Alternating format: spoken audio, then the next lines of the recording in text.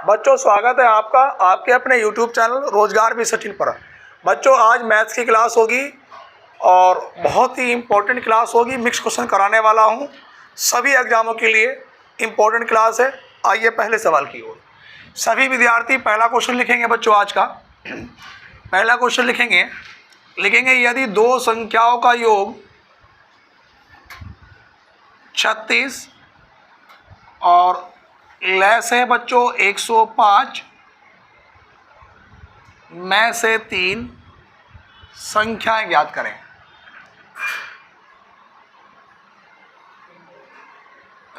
संख्याएं क्या होंगी? सभी विद्यार्थी करेंगे। पहला क्वेश्चन है बच्चों, पहला क्वेश्चन हमारे पास सवाल ये है यदि दो संख्याएं हैं, उन दो संख्याओं का योग 36 है, लेस है 105 है, में से 3 है, तो संख्याएं क्या होंगी? संख्याएं क्या होंगी? सभी विद्यार्थी ध्यान देंगे भैया, संख्याएं क्या होंगी?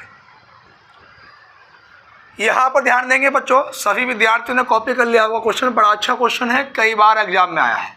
देखो ध्यान दो बच्चों, मेरे पास लैसे कितना है बच्चों 105। अगर मैं लैसे को मैसे से भाग करूंगा तो पूरा पूरा डिवाइड होगा। 3 के पाड़े से 3 तिया 9 और 3 पंजे 15। देखो लैसे मैसे से हमेशा पूरा पूरा डिवाइड होता है बच्चों। अगर लैसे मैसे से डिवाइड नहीं होता तो समझ लो सवाल गलत छपा है। ठीक है, इसके 35 के टुकड़े ऐसे करूंगा जो बिल्कुल आसपास के टुकड़े हो, 5 सत्ते 35। और में से क्या होता है बच्चों 3, जो सब में कॉमन होता है। क्या है? कॉमन। इस 3 की गुणा यहाँ भी कर दो, 3 पंजे 15, 3 की गुणा यहाँ भी, 3 सत्ते 21। तो संख्याएं क्या निकल के आ गई मेरे पास? तो मैं लिखूंगा कि जो संख्याएं निकल के आ गई, संख्याएं 15 और 21 है। ये मेरा आंसर आ गया।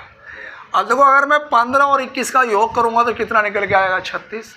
15 21 का मैं से लूंगा 3, 15 21 का एलसीएम लूंगा तो 105। तो मेरा जो सही इसका आंसर आया बच्चों वो कितना निकल के आ गया? 15 और 21। सभी विद्यार्थी कॉपी करेंगे सवाल को।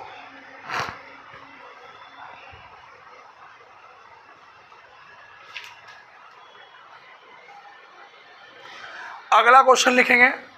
यहां तक अगर सभी विद्यार्थियों ने सवाल कॉपी कर लिया हो तो सभी विद्यार्थी लिखेंगे।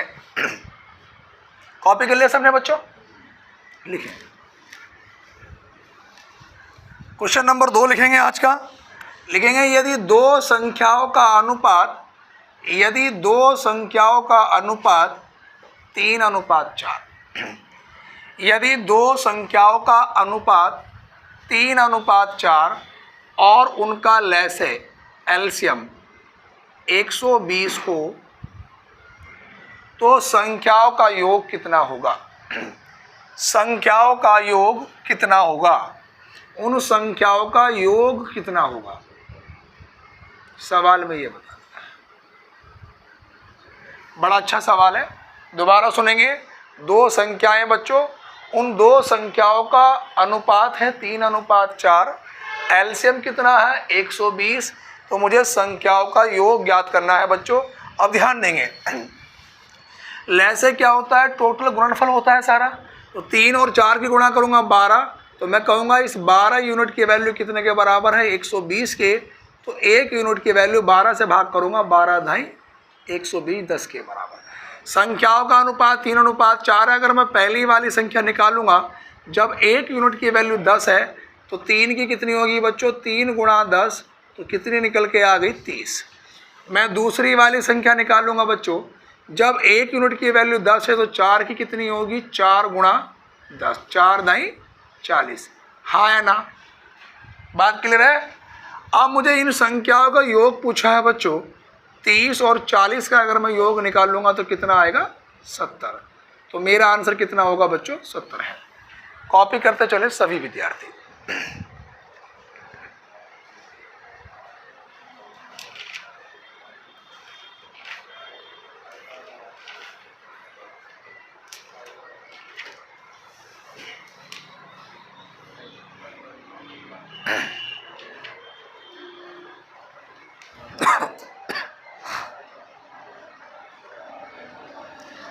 सभी विद्यार्थियों ने कॉपी कर लिया भैया। अगले क्वेश्चन पे चलेंगे, सवाल नंबर 3 पे। सारे के सारे क्वेश्चन वो हैं जो किसी ना किसी एग्जाम में पूछे गए हैं। बेटा क्वेश्चन नंबर 3 की ओर मैं चलूँगा। सवाल नंबर 3 पे चलेंगे। क्वेश्चन नंबर 3 लिखेंगे 1050 रुपये, 1050 रुपये ABC में इस प्रकार बांटे जाते हैं। 1050 रुपये ABC में इस प्रकार बांटे जाते हैं कि A और B के अंश का अनुपात 2:3। A और B के अंश का अनुपात 2:3, B और C के अंश का अनुपात, देखो A और B के जो अंश का अनुपात था वो 1:2:3 था। B और C के अंश का अनुपात 6:5 है। तो A का हिस्सा कितना है रुपयों में, या A का अंश कितना है। A का अंश कितना है और इसमें पूछा है रुपयों में। A का हिस्सा मतलब A का जो अंश है वो कितना है। दोबारा सुनेंगे सभी विद्यार्थी बेटा। 1050 रुपये को ABC में इस प्रकार से वितरित करना है कि A और B का जो रेशो है वो 2:3 है, B और C का 6:5 है। तो हमें A की वैल्यू इसमें निकालनी है। आप जरा ध्यान दो बच्चों, मैं अगर इसको अनुपात समानुपात के तरीके से ABC का अनुपात निकालूं तो A के नीचे कितना रखूंगा 2 और B के नीचे कितना रखूंगा बच्चों 3, और B का अनुपात कितना है बच्चों 6 और 6C का कितना है बच्चों 5।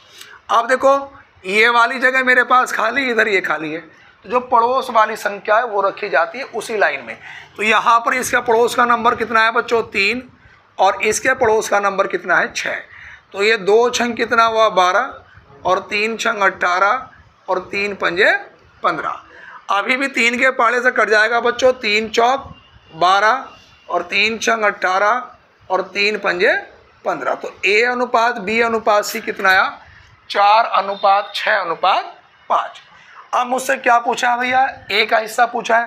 अगर मैं A की वैल्यू निकालूंगा बच्चों तो A का अनुपात कितना है बच्चों 4, गुणा में कुल वैल्यू कितनी थी 1050 रुपये, और बटे में इनका अनुपातिक योग 4, 6, 10 और 5 15।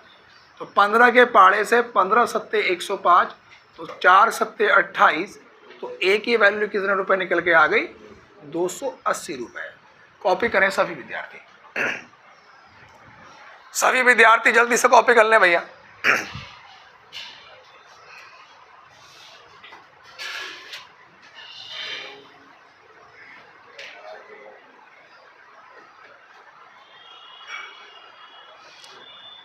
जल्दी से चलेंगे। कॉपी कर लिया सबने। अगले क्वेश्चन की ओर चलेंगे हम लोग। सवाल नंबर 3 की ओर बेटा सवाल 4 पे चलेंगे, चौथे नंबर पे। सवाल नंबर 4 लिखेंगे सभी विद्यार्थी। एक विद्यालय की परीक्षा में क्वेश्चन नंबर 4 लिखेंगे। एक विद्यालय की परीक्षा में लड़कों का औसत अंक 71। एक विद्यालय की परीक्षा में लड़कों का औसत अंक दे रखा बच्चों कितना 71, 71, और लड़कियों का 73 है, और लड़कियों का औसत जो अंक है वो कितना है भैया 73, 73 है। आगे चलेंगे। परीक्षा में सारे विद्यार्थियों का औसत अंक है 71.8। जो टोटल है उनका जो औसत अंक है वो कितना है 71.8। आगे चलेंगे। परीक्षा देने वाले लड़कों और लड़कियों का अनुपात बताइए। लड़कों और लड़कियों का अनुपात बताइए। अब ध्यान दो बेटा, यहाँ पे इसे हम एलिगेशन मेथड से कर सकते हैं कि देखो एक तरफ बॉयज़ हैं और एक तरफ क्या है गर्ल्स हैं। बॉयज़ का देखो कितना है 71 है, गर्ल्स का कितना है 73 है, और टोटल जो इनका दे रखा है बीच का ये कितना है 71.8 है। इसमें से अगर बेटा मैं ये घटाऊंगा तो कितना बचेगा, देखो यहाँ पर अगर मैं 73 में से 71.8 घटाऊंगा तो 0, 10 में से 8 घटाया 2, 2 में से 1 घटाया 1, तो ये कितना बचा मेरे पास 1.2, और ये वाली वैल्यू कितनी बचेगी 0.8। ठीक है, पॉइंट से पॉइंट कट गया तो 4 तिया 12, 4 दूनी 8, तो अनुपात कितना आ गया बच्चों 3:2। 3 अनुपात कितना निकल के आया 2 निकल के आया। बात क्लियर है? सभी विद्यार्थी कॉपी कर लें, तसल्ली बख्श उतारें, कोई जल्दबाजी नहीं है। ठीक है ना?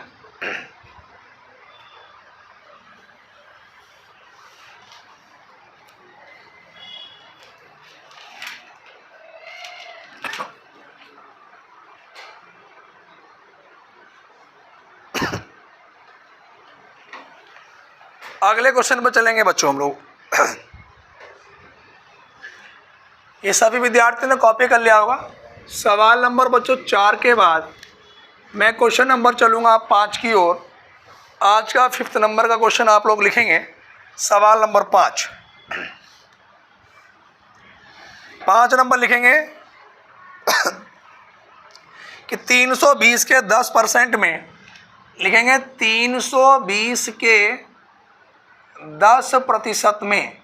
सभी विद्यार्थी लिखें 320 के 10% में कितनी संख्या जोड़ी जाए, में कितनी संख्या जोड़ी जाए, में कितनी संख्या जोड़ी जाए कि योग 230 के की योग 230 के 30% हो जाए, के 30% हो जाए। योग 230 के 30%, दोबारा सुनो, 320 के 10% में कितनी संख्या जोड़ी जाए कि योग 230 के 30% के बराबर हो जाए। ऑप्शन में है 37, 32, 23, 73। अब दोबारा सुनो भैया, 320 के 10% में, तो बेटा ध्यान दो 320 लिखा, का मतलब गुणा 10%, 10/100 में कितनी संख्या, मान लो वो x है या कौन सी संख्या जोड़ी जाए कि योग 230 के 30% के बराबर हो जाए। कितने के बराबर हो जाए 30% के। अब ध्यान से सुनेंगे बच्चों, यहाँ पे एक 0 इससे कटा और एक 0 ये कटा, तो ये हमारे पास 32 ही का ना 32 + x बराबर 2 0 हमारे आपस में कट गए। 23 दिया कितना आ गया 69, तो ये x बराबर कितना आया 69।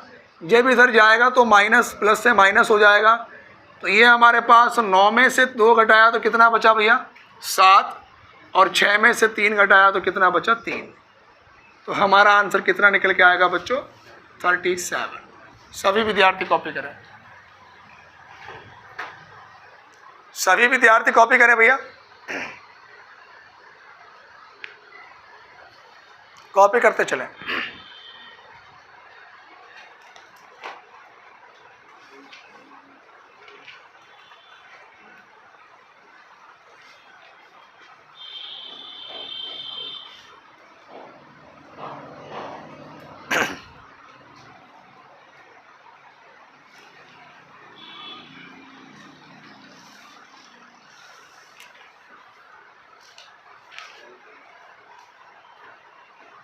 जी, अगले क्वेश्चन पर चलेंगे हम लोग। सबने कॉपी कर लिया भैया? क्वेश्चन नंबर 5 के बाद हम लोग चलेंगे 6 नंबर के क्वेश्चन पे। 6 पर चलेंगे बच्चों। सवाल नंबर 6, 6ठे नंबर का प्रश्न लिखेंगे सभी विद्यार्थी। लिखेंगे किसी वस्तु के बिक्री मूल्य में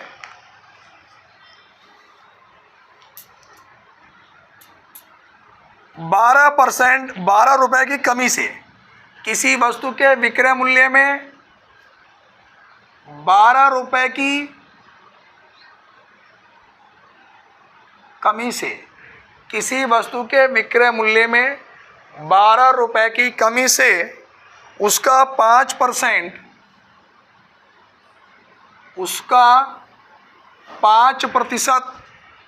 संभावित लाभ 5% संभावित लाभ 2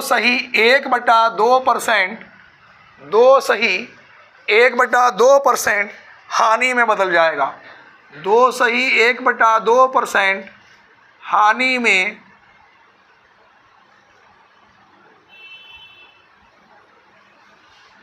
बदल जाएगा। उस वस्तु का लागत मूल्य कितना है? उस वस्तु का लागत मूल्य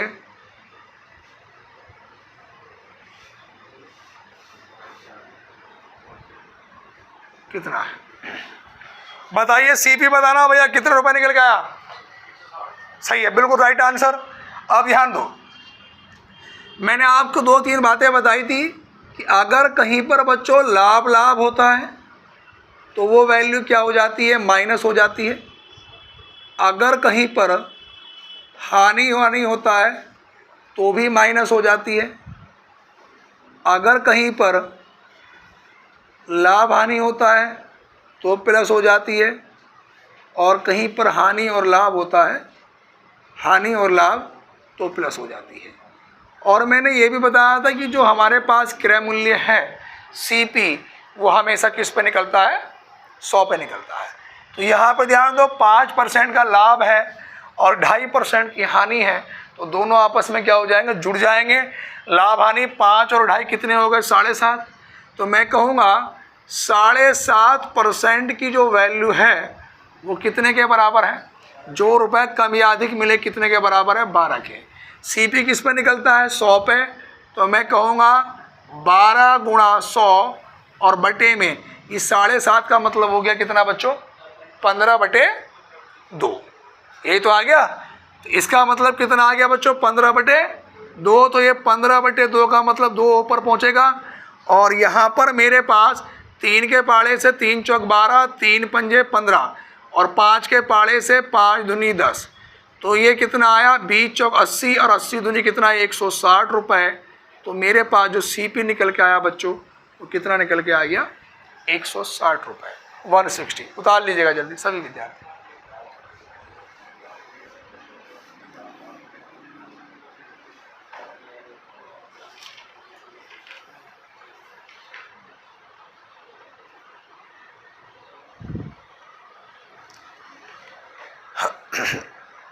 जल्दी से कॉपी करें भैया। कॉपी हो गया? अगले क्वेश्चन की ओर चलेंगे हम लोग। सवाल नंबर 6 के बाद चलेंगे भैया 7 की ओर। क्वेश्चन नंबर 7 को हम लोग लिखेंगे 7 नंबर सभी विद्यार्थी।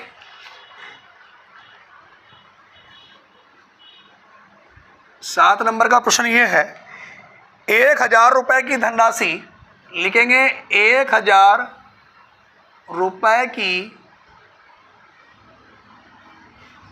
1000 रुपए की धनराशि 10% वार्षिक दर पर, 10%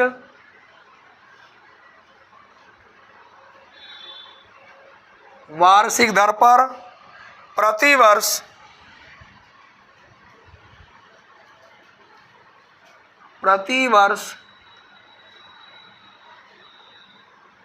चक्रवृद्धि ब्याज, प्रतिवर्ष चक्रवृद्धि ब्याज जोड़ने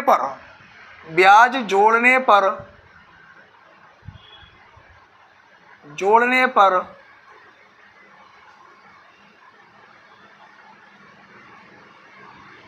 कितने वर्ष में 1331 रुपये हो जाएगी? 1331 रुपये कितने वर्ष में? ऑप्शन है बच्चों 1 वर्ष, 2 वर्ष, 3 वर्ष, 4 वर्ष। ए ऑप्शन है बच्चों 1 वर्ष, बी ऑप्शन है 2 वर्ष, सी ऑप्शन है बच्चों 3 वर्ष और डी ऑप्शन है बच्चों 4 वर्ष। अब ध्यान से पढ़िए सवाल। 1,000 रुपये की धनराशि 10% वार्षिक दर पर प्रतिवर्ष चक्रवृद्धि ब्याज जोड़ने पर कितने वर्ष में 1,331 रुपये हो जाएगी। या तो इस सवाल को आप फ्रैक्शन से कर लें या फॉर्मूले से कर लें। फ्रैक्शन से बड़ा आसान रहेगा।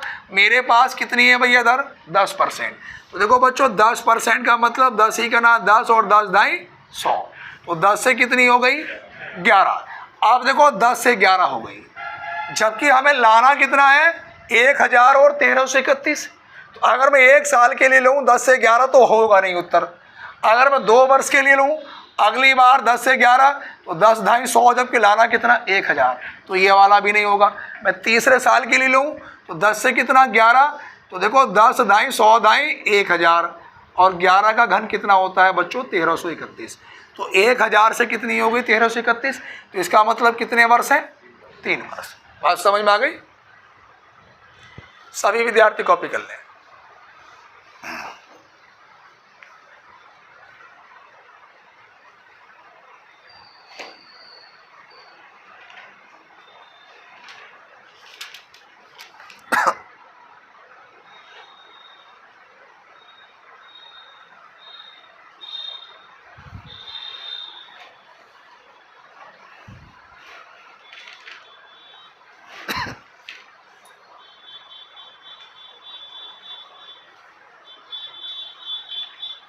जी अगले क्वेश्चन पे हम लोग चलेंगे।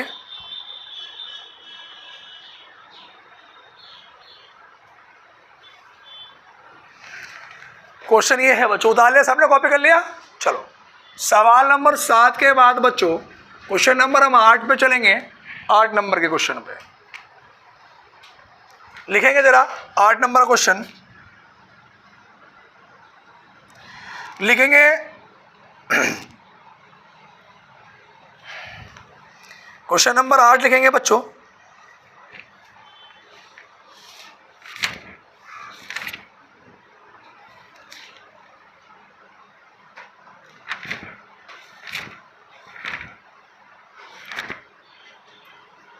लिखेंगे एक गोले तथा एक अर्धगोले के आयतन बराबर है।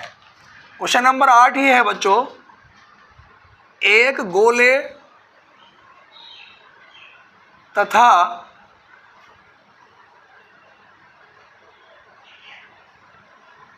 अर्धगोले के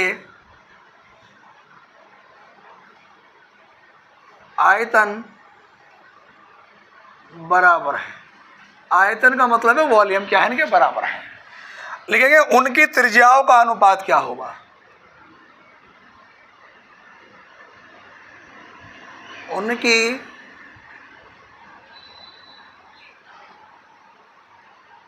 त्रिज्याओं का अनुपात क्या होगा। ऑप्शन है बच्चों मेरे पास, ए ऑप्शन है 1:2, बी ऑप्शन है 1:8, सी ऑप्शन है 1:√2 और डी है A/घनमूल 2। जी देखो ध्यान दो, सवाल में कहा क्या गया बच्चों कि एक गोले तथा अर्धगोले के आयतन बराबर हैं, यानी कि जो उनके वॉल्यूम हैं वो क्या है बराबर हैं, तो उनकी त्रिज्याओं का अनुपात क्या होगा। अब देखो इस तरह के सवाल हर बार किसी ना किसी पेपर में छपते हैं। रेलवे ग्रुप डी का भी जिन बच्चों का एग्जाम है विशेषकर बता रहा हूँ, इस तरह का क्वेश्चन 100% मिलेगा। सही है। अब देखो ध्यान दो, अभी कल परसों जो पेपर हुए रेलवे ग्रुप डी के, तो उनमें भी 2-2 3-3 सवाल थे टॉपिक से। क्वेश्चन पर ध्यान देंगे, एक गोले और अर्धगोले के आयतन। तो ध्यान दो बच्चा, अगर मैं गोले के आयतन की बात करूंगा कि गोले का जो आयतन बराबर में किसके होगा, अर्धगोले का आयतन, अर्धगोले का आयतन। और गोले का आयतन कितना होता है 4/3 πr³। अर्धगोले का आयतन होता है 2/3 πr³। इसको r1 क्यों मान लो, इसको r2 क्यों मान लो। बात समझ में आ रही है? अब ध्यान दो, हमें त्रिज्याओं का अनुपात निकालना इसलिए माना है, इसको R1 इसको R2, पाई से पाई बिल्कुल कैंसिल आउट हो जाएगा। अब यहाँ पर ध्यान देखना बच्चों, ये वाले 3 से ये वाला 3 कट जाएगा, 2 के पाड़े से 2 ही करना 2 और 2 दूनी 4, तो ये कितना बचा 2 गुणा R1 क्यूब बराबर 1 गुणा RT क्यूब। बात समझ में आ रही है? अगर मैं बच्चों इससे R1 क्यूब बटे R2 क्यूब निकालूं तो मेरे पास कितना आएगा बच्चों 1/2, 1/2। अब ध्यान से देखना भैया, अगर मेरे पास मान लो R क्यूब बराबर 1 है तो R बराबर भी कितना होगा 1, 1 की तो कितनी भी पावर कर लो, तो यहाँ पे R1 बटे R2 निकल के आएगा 1 बटे में।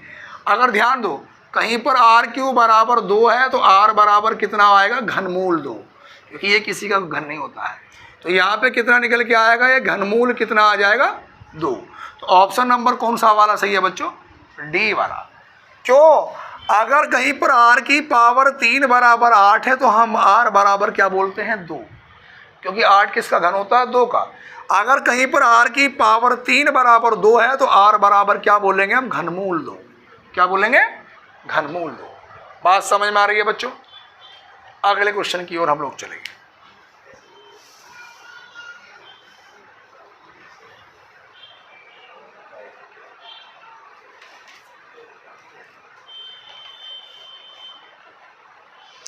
अगले क्वेश्चन पर चलेंगे बच्चों, सवाल नंबर 9।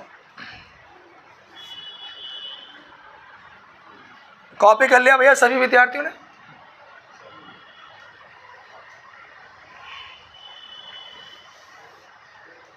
चलो, इसके बाद बच्चों हम चलेंगे क्वेश्चन नंबर 9 की ओर।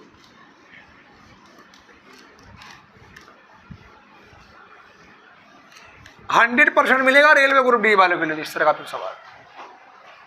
क्वेश्चन नंबर 9 लिखेंगे सभी विद्यार्थी, 9 नंबर लिखेंगे भैया।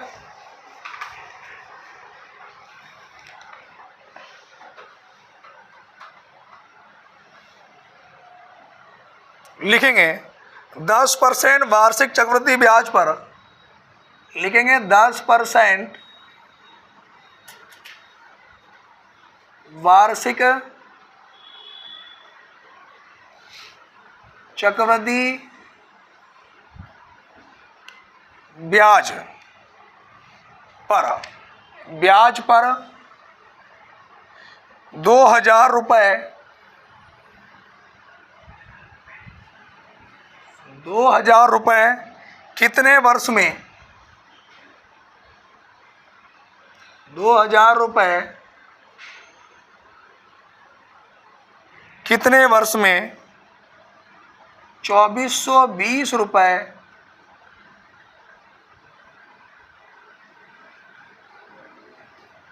2420 रुपये हो जाएंगे। ए ऑप्शन है 3 वर्ष है, बी ऑप्शन है 2 सही 1/2 वर्ष है, सी ऑप्शन है 2 वर्ष है और डी ऑप्शन है 1 सही 1/2 वर्ष। जी अब देखो ध्यान दो, सवाल ये है बच्चों कि 10% वार्षिक चक्रवृद्धि ब्याज पर 2000 रुपये कितने वर्ष में 2420 रुपये हो जाएंगे। तो देखो हमारे पास दर कितने परसेंट है 10%, और 10 का मैंने बताया तो 10 ही का ना 10 250। तो बच्चों पहले वाले साल के लिए कितनी होगी 10 से 11, जबकि ये तो हमें लाना कितना है 2000 और 2420 तो नहीं आता। अगले वाले पर ध्यान देंगे बच्चा, क्वेश्चन में हमारे पास अगली बार क्या कहा गया उसने कि 10% वार्षिक चक्रवृद्धि ब्याज पर 2000 रुपये कितने वर्ष में 2420 रुपये हो जाएंगे। अब ध्यान से सुनना भैया, क्वेश्चन में एक बार क्वेश्चन को दोबारा पढ़ लेते हैं कि 10% वार्षिक चक्रवृद्धि ब्याज पर 2000 रुपये कितने वर्ष में 2420 रुपये हो जाएंगे। अब देखो ध्यान दो भैया, और सवाल में हमारे पास 10 से 11 अगर मैंने किया बच्चों ये, तो ये वाली वैल्यू भी कितनी होगी बच्चों 10 से कितनी होगी 11। और यहाँ पर हमारे पास कहा कि चक्रवृद्धि ब्याज पर 2000 रुपये कितने वर्ष में 2420 रुपये हो जाएंगे।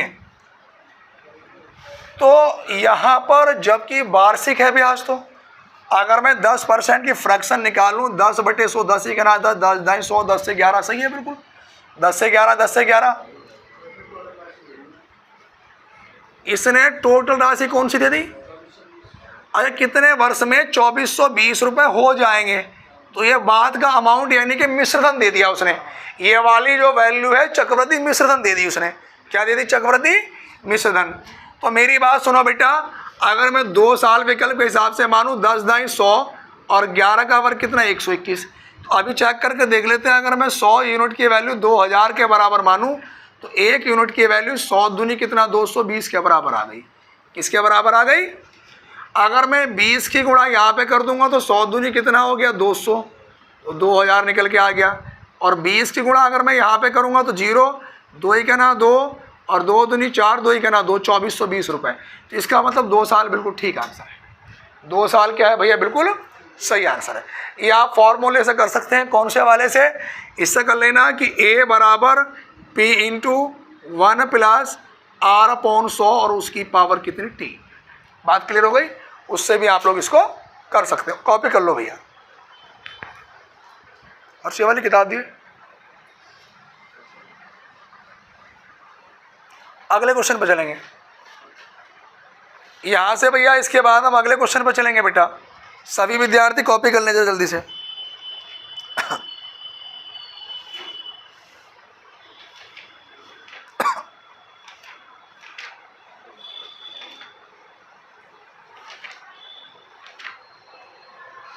जी,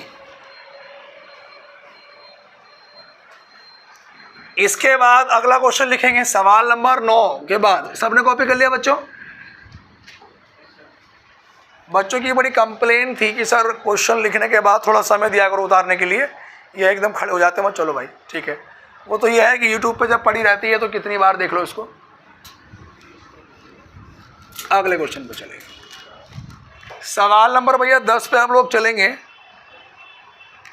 10 नंबर का क्वेश्चन लिखेंगे क्वेश्चन नंबर 10 लिखेंगे A और B मिलकर किसी कार्य को 20 दिन में समाप्त करते हैं। A और B मिलकर किसी कार्य को 20 दिन में। सवाल ये है बच्चों कि A और B मिलकर किसी कार्य को 20 दिन में समाप्त करते हैं, जबकि B और C मिलकर इसे 15 दिन में। B और C मिलकर इसे 15 दिन में समाप्त करते हैं। C और A मिलकर इसे 12 दिन में समाप्त करते हैं। तीनों मिलकर कार्य को कितने दिन में समाप्त करेंगे? पहली चीज तो यह पूछी कि A plus B plus C मिलकर कितने में करेंगे, और दूसरा पूछा B अकेला इसे कितने दिनों में करेगा। B अकेला कितने में करेगा? तीनों मिलकर कितने दिन में करेंगे, और उसके बाद है बच्चों B अकेला इसे कितने दिन में करेगा। दोबारा सुनेंगे क्वेश्चन क्या है बच्चों कि A और B मिलकर किसी कार्य को 20 दिन में करता है, B और C मिलकर उसी कार्य को 15 दिन में, C और A मिलकर करते हैं बच्चों 12 दिन में। तो सवाल में ये पूछा गया है कि A, B और C तीनों मिलकर कार्य को कितने दिन में करेंगे, और जो B अकेला है उस कार्य को कितने दिन में करेगा। कई बार पेपरों में पूछा गया है, सही है नहीं। अब ध्यान देंगे बच्चों सभी विद्यार्थी, क्वेश्चन को पहले ढंग से पढ़ लीजिएगा एक बार दोबारा फिर कि A और B किसी कार्य को कितने दिन में करते हैं। बच्चों देखो ध्यान दो, A और B करते हैं 20 दिन में, B और C करते हैं 15 दिन में, C और A करते हैं बच्चों 12 दिन में। तो पहला क्वेश्चन ये है कि तीनों मिलकर कार्य को कितने दिन में समाप्त करेंगे, और दूसरा क्वेश्चन बच्चों ये है कि जो B अकेला है वो काम को कितने दिनों में करेगा। सही है ना। टॉपिक बड़ा इंपॉर्टेंट है, इस टॉपिक से किसी ना किसी एग्जाम में क्वेश्चन जरूर आता है। अब ध्यान दो बच्चों, अगर मैं बच्चों यहाँ पे इस सवाल में मैं तीनों का एलसीएम निकाल लूँ तो मेरे पास इनका जो एलसीएम निकल के आएगा वो 60 निकल के आएगा। कितना निकल के आएगा? 60। तो वो 60 जो है वो 20 से भी कट जाएगा, 15 से भी कट जाएगा और 12 से भी कट जाएगा। एलसीएम तो सभी लोग निकाल लेंगे। अब देखो यहाँ पर 20 के पाड़े से 20 तिया 60, 15 के पाड़े से 15 चौका 60 और 12 पंजे 60। ये क्या निकल के आ गई? इनकी क्षमता निकल के आ गई। और क्षमता को हम क्या बोलते हैं बच्चों? एक दिन का काम बोलते हैं। क्षमता को एक दिन का काम बोलते हैं। अब ध्यान देंगे बच्चों, सवाल में पूछा गया तीनों मिलकर। अब देखो ध्यान दो, इसमें ए और ए कितनी बार ए हैं? 2 बार। और बी भी कितनी बार है? और सी भी कितनी बार है? 2 बार। हाँ है ना?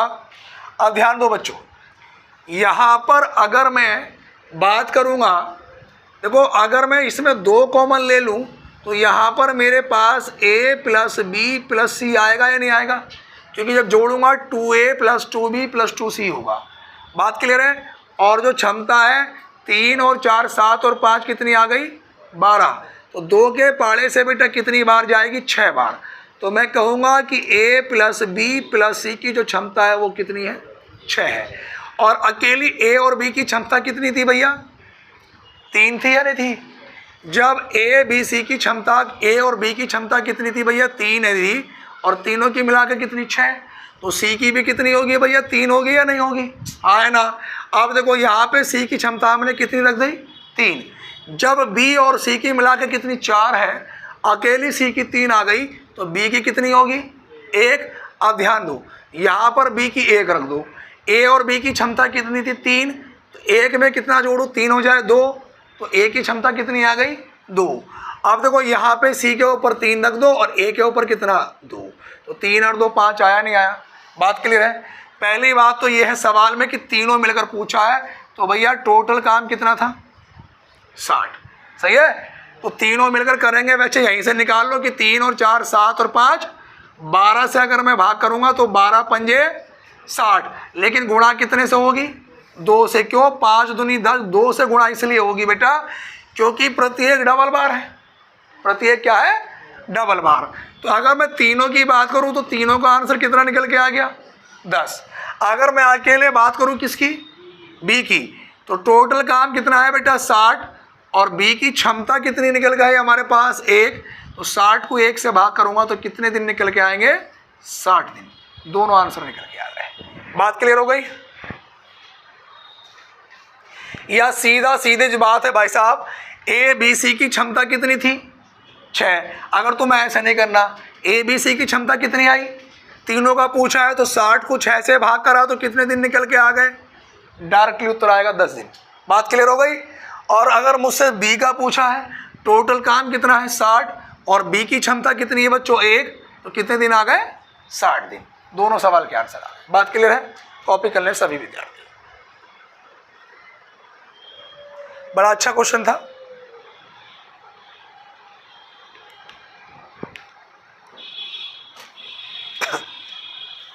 सभी विद्यार्थियों ने कॉपी कर लिया भैया?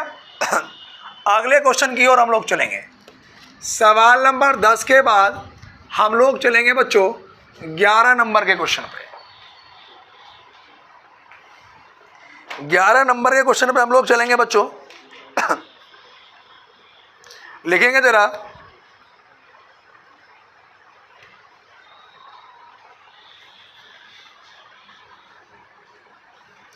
लिखेंगे एक कार्य को 3 पुरुष 6 दिन में। क्वेश्चन नंबर 11, एक कार्य को 3 पुरुष 6 दिन में। एक कार्य को 3 पुरुष 6 दिन में, इसी कार्य को 6 महिलाएं 18 दिन में।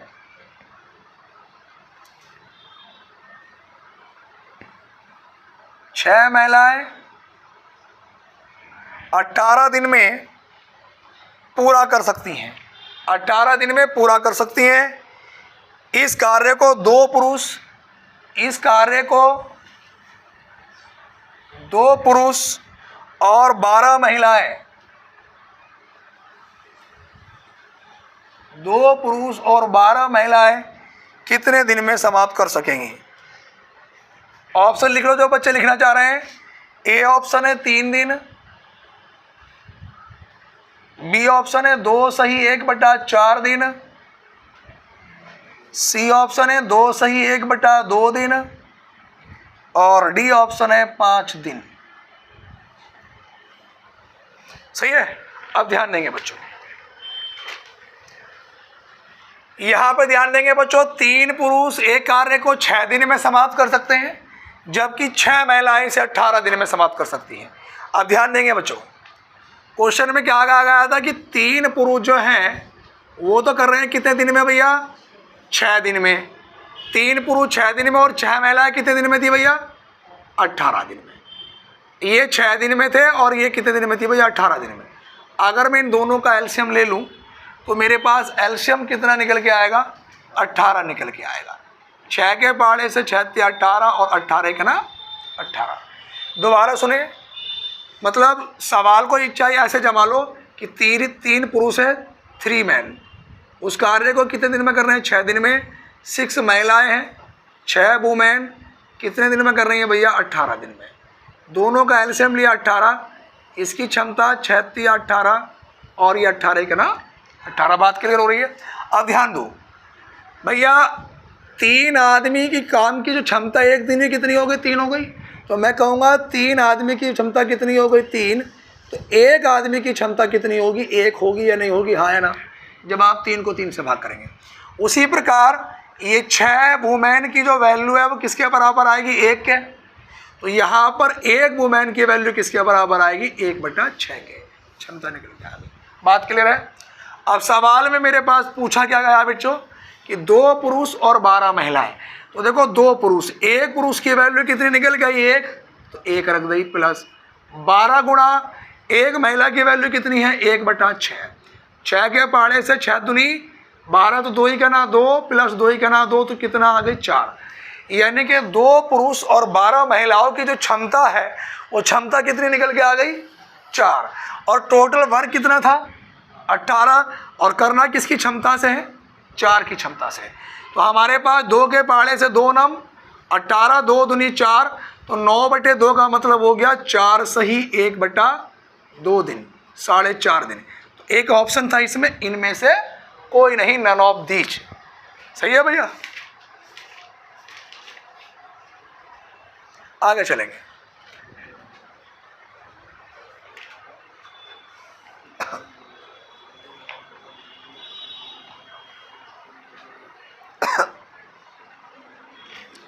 अगले क्वेश्चन पे चलेंगे बच्चों हम लोग।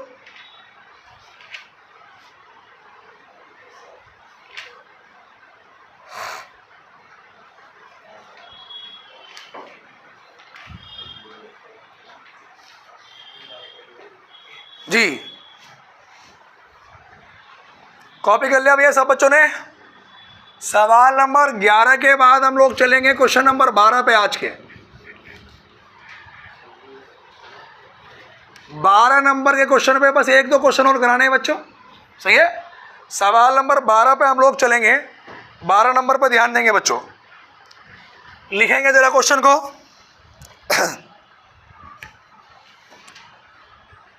लिखेंगे 1 - 1/2, 1 - 1/3, 1 - 1/4, आगे लिखेंगे 1 - 1/5, आगे डैश डैश 1 - 1/19, 1 - 1/20, बराबर में क्वेश्चन मार्क, बराबर में क्वेश्चन मार्क। अब देखो ध्यान दो, बड़ा अच्छा क्वेश्चन है ये।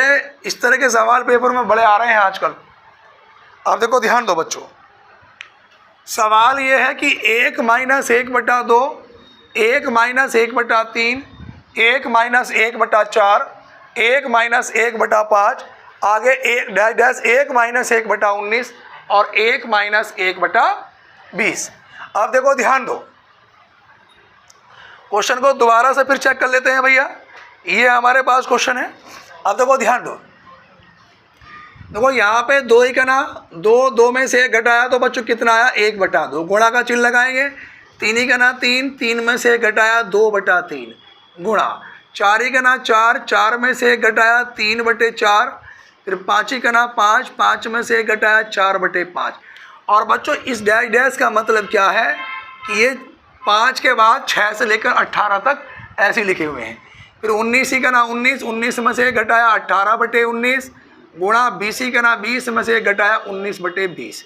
अब ध्यान दो बच्चों, ये 2 से मेरे पास ये कैंसिल आउट हुआ, 3 से कैंसिल आउट हुआ, 4 से ये, तो ये आगे तक ऐसे ही कट के गए होंगे। मतलब इस तरह से ये वाला कटा होगा, तो इससे पहले वाले से ये कटा होगा, और बच्चों इस वाले से ये कटा होगा।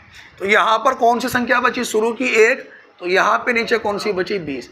इस तरह के सवाल करने का सबसे आसान फंडा ये है कि अगर यहाँ पे संख्या सब ऊपर वाली बची है तो उधर लास्ट वाली बचेगी, अगर इधर लास्ट वाली बची है तो यहाँ नीचे ऊपर वाली बचेगी। बात समझ में आ रही है? उसके बाद अगले क्वेश्चन पे हम लोग चलेंगे। अगले क्वेश्चन पे चलेंगे बच्चों जी।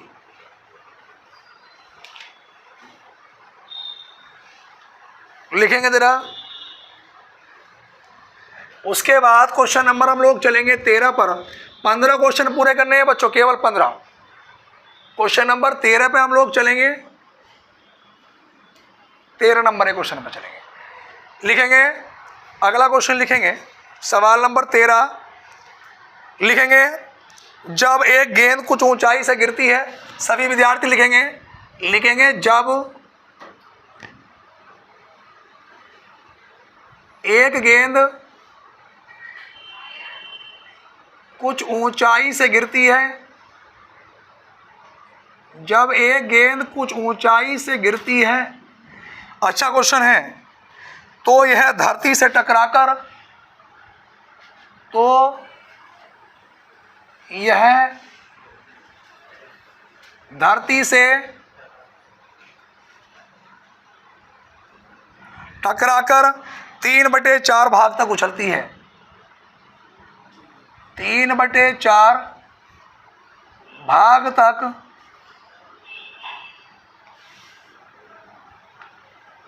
उछलती है। यदि किसी गेंद को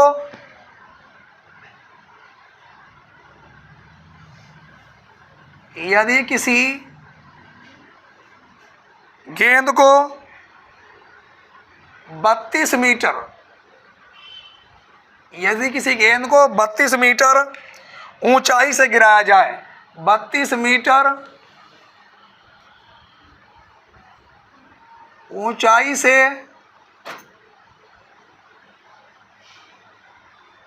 गिराया जाए, 32 मीटर ऊंचाई से गिराया जाए, तो अपने तीसरे उस उछाल में, तो अपने तीसरे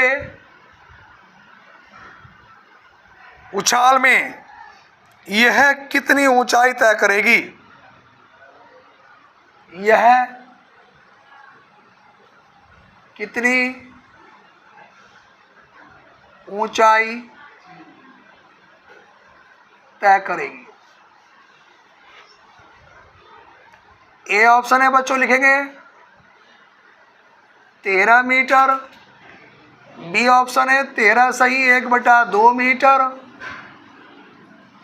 सी ऑप्शन है 14 सही 1/2 मीटर। और डी है कोई नहीं।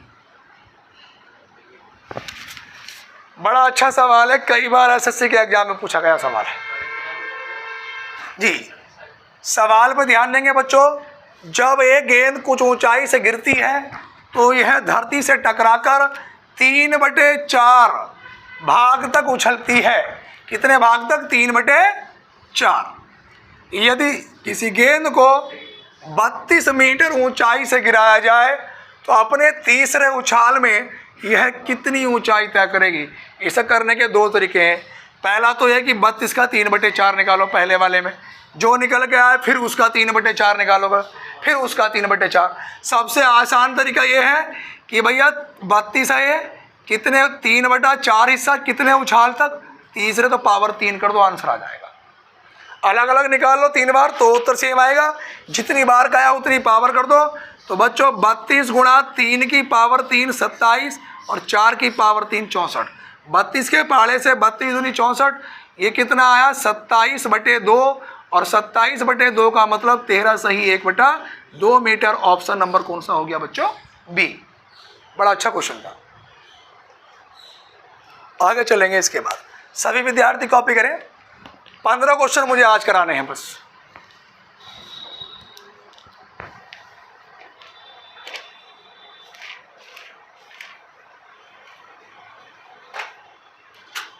जी।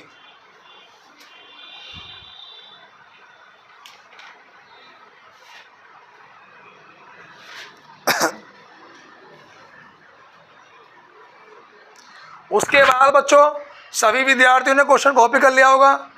इसके बाद सवाल नंबर 14 करेंगे बच्चों हम आज का। सवाल नंबर 14।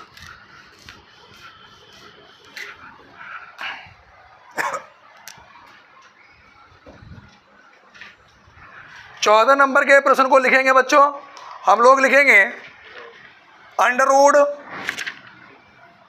लिखेंगे 7 + 2 अंडर रूट 10 और बराबर में क्वेश्चन मार्क। यहाँ पर ए ऑप्शन लिखेंगे बच्चों under root 5 + under root 2। B option लिखेंगे under root 3 + under root 2, sorry under root 2 नहीं है, ये 2 है। सी ऑप्शन लिखेंगे अंडर रूट 6 + 1 और डी ऑप्शन लिखेंगे 2 + अंडर रूट 5। यूपी टेट के पेपर में 2 बार पूछा गया सवाल है और इस तरह के सवाल पेपरों में बड़े आते हैं। देखो ध्यान दो, अंडर रूट 7 + 2 अंडर रूट 10 बराबर में क्वेश्चन मार्क। या तो वो सवाल को ऐसे दे सकता है पेपर में, या वो एक काम कर सकता है, वो कहेगा कि 7, या तो सवाल ऐसे देगा या 7 + 2 अंडर रूट 10 का वर्गमूल बताइए, वर्गमूल क्या होगा। दोनों बात सेम है। अगर वो वर्गमूल कहेगा तो फिर ये वाला चिन्ह हटा देगा अगर परिभाषा में कहेगा, और परिभाषा नहीं लिखता है तो फिर वो ऐसे देगा। दोनों बात सेम है। तो करने का सबसे आसान तरीका तो बेटा ये है, एक आप देखो ध्यान दो, आप पे कुछ नहीं आता समझो तो आप विकल्प उठाइए, विकल्प उठाने के बाद उनका वर्क कर दीजिएगा। वर्क करने पर जोन सी वैल्यू ये आ जाए वही हमारा आंसर है। अगर मान लो मैं पहला वाला ए विकल्प उठा लूँ बच्चों और ये अंडर रूट 5 + अंडर रूट 2 का अगर मैं वर्क कर दूँ तो a + b का होल स्क्वायर बना।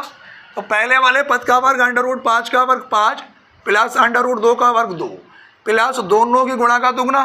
तो दोनों की गुणा कितनी हो गई, 5 दूनी 10 और उसका दुगना कितना हो गया, 2 अंडर रूट 10।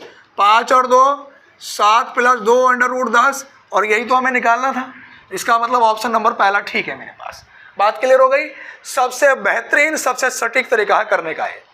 अब देखो दूसरा तरीका बताऊं इसका मैं, यहाँ पे ध्यान दो, वो है बच्चों को इल्झाने वाला।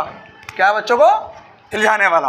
आप देखो ये 7 है बेटा, तो इस 7 के टुकड़े कौन कौन से हो सकते हैं, या तो 1 और 6 का योग 7 होगा, या बच्चों 2 और 5 का योग 7 होगा, या 3 और 4 का योग 7 होगा। 4 वाले लेने नहीं है। बात क्लियर हो रही है। अब देखो अगर मैं इन दोनों को ले लेता 1 6, तो यहाँ पे ध्यान दो मेरे पास अंडर रूट 1 का वर्ग 1, 6 का वर्ग 6 मैं मान भी लेता, सही है ना। तो अब इन दोनों की गुणा 6 के ना 6, उसका दुगुना 2 अंडर रूट 6, लाना कितना था 10। तो 10 किसकी गुणा में आ रहा, 2 पंजे, तो under root 2 under root 5, option number 1 हाँ है ना। आगे चलेंगे। आज का बेटा लास्ट क्वेश्चन लिखेंगे हम लोग, सवाल नंबर 15।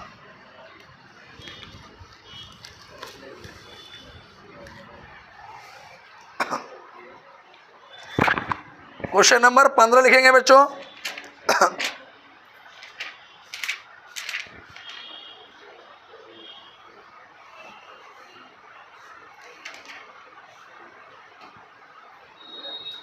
क्वेश्चन नंबर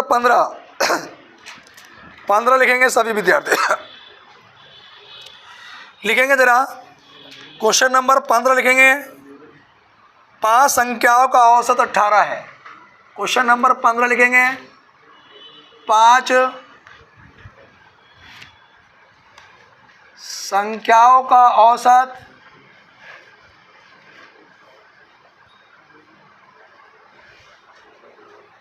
18 है। एक संख्या छोड़ देने पर, एक संख्या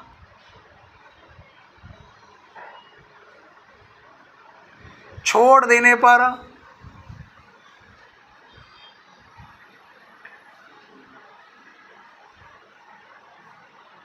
औसत 16 रह जाता है या 16 हो जाता है।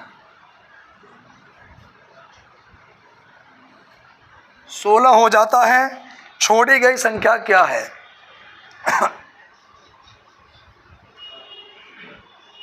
छोड़ी गई संख्या क्या है? देखो ध्यान दो, 5 संख्याओं का एवरेज कितना है बच्चों? 18 है। एक संख्या छोड़ देने पर औसत 16 हो जाता है। छोड़ी गई संख्या क्या है? अब आप ध्यान दो बच्चों, 5 संख्याएं, अगर मैं इन 5 संख्याओं का बच्चों योग निकालूंगा तो योग बराबर क्या होता है बच्चों? औसत गुणा संख्या। अब जरा मुझे एक बात बताओ बच्चों, ये जो मेरे पास 5 संख्याओं का औसत कितना है? 18, संख्या कितनी? 5, तो योग कितना हो गया बच्चों? 90 हुआ या नहीं हुआ? अभी जाना किसी को नहीं है, एक सवाल होमवर्क दूंगा आज के लिए और बच्चे मेरे नंबर पे व्हाट्सअप करेंगे। देखो ध्यान दो, अब एक संख्या छोड़ देने पर औसत 16 हो जाता है। मान लो कोई भी संख्या उसने छोड़ दी हो, कोई भी संख्या उसने छोड़ दी हो, तो संख्या तो एक ही। जब एक संख्या छोड़ देगा तो अब संख्या कितनी हो गई? 4।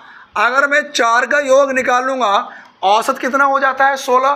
पहले कितना था? 18, अब हुआ 16, संख्या 4, तो 16 चौका 64। ये 5 का योग है और 4 का योग है। 5 के योग में से 4 का योग हटेगा, एक संख्या निकल के आ जाएगी और वही वाली संख्या निकल के आएगी जो छोटी होगी। अगर मैं 90 में से 64 घटाऊंगा तो कितना आएगा? 26। तो छोड़ी गई संख्या क्या है बच्चों? 26 है। सभी विद्यार्थी कॉपी करें जरा क्वेश्चन को, उसके बाद आगे चलेंगे थोड़ा सा और जरा। बच्चों एक क्वेश्चन मैं आपको बता रहा हूं, एक क्वेश्चन HW है बच्चों सभी विद्यार्थियों के लिए।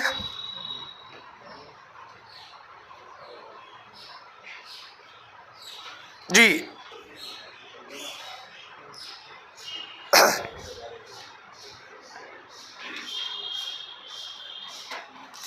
सभी विद्यार्थी जल्दी से क्वेश्चन कॉपी करें भैया, फिर आपके लिए एक दमदार सा क्वेश्चन लिखना है घर के लिए, सही है? मुमकिन अगर होता किसी को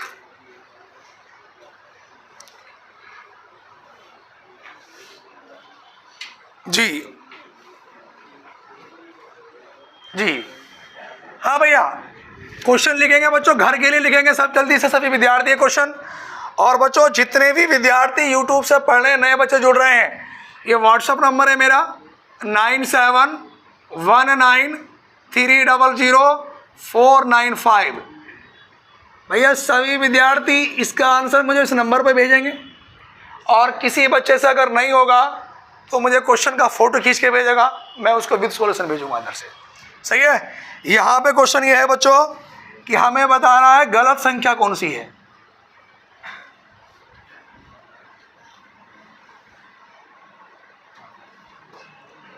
रीजनिंग का क्वेश्चन है, गलत संख्या कौन सी है। यहाँ पे लिखेंगे 1, 4, 25, 256, 3125, उसके बाद है 46, 656, उसके बाद है कॉमा लगा के 82, 35, 43, 82, 35, 43। अब सुनो भैया, इसमें से कौन सी गलत है? ऑप्शन है इसका, ए ऑप्शन है 4, बी ऑप्शन है 82, 35, 43, सी ऑप्शन है 256 और बच्चों डी ऑप्शन है 25। ये बताना है सभी विद्यार्थियों के लिए, बड़ा बेहतरीन क्वेश्चन है। गलत संख्या बतानी है, कौन सी संख्या गलत होगी इसमें से, और मेरे इस नंबर पे बच्चों व्हाट्सअप करना है। और सभी विद्यार्थियों से रिक्वेस्ट है कि हमारे वीडियो को ज़्यादा से ज़्यादा देखें, और जो विद्यार्थी अभी तक यूट्यूब चैनल को सब्सक्राइब नहीं कर पाए भैया, वो जल्दी से चैनल को सब्सक्राइब कर लें और बेल आइकन को भी ज़रूर दबाएं, ताकि जो भी नई वीडियो का नोटिफिकेशन होगा उनके पास बहुत जल्द पहुंच जाएगा। और हमारी वीडियो कैसी लगी आज की, कमेंट बॉक्स में ज़रूर बताएं। धन्यवाद।